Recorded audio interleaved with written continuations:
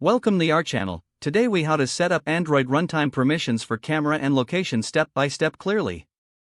Open your Android Studio.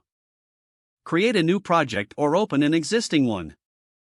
Ensure your project is set up to use Android's runtime permissions. In your app's manifest file, add the necessary permissions for camera and location. Include the camera permission. Also include the access_find_location permission. For Android 6.0 and above, you need to request permissions at runtime.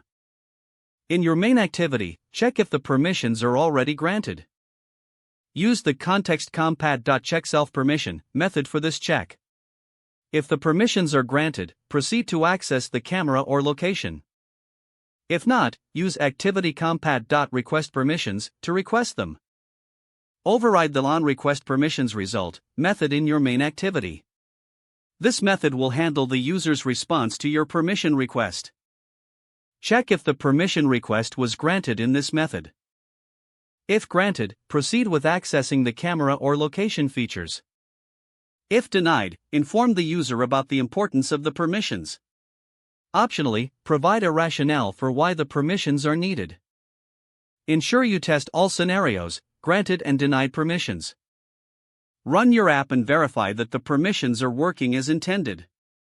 Now, your app is set up to handle runtime permissions for camera and location. If the page does not load, refresh the browser or try again in a private or incognito window. Make sure you are using the correct email address, then retype it carefully to avoid small typos.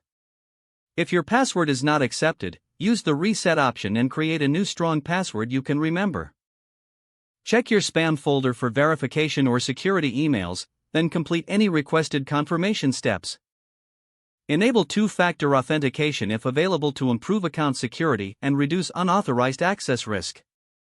After signing in, review your profile details so your contact information and settings are accurate and current.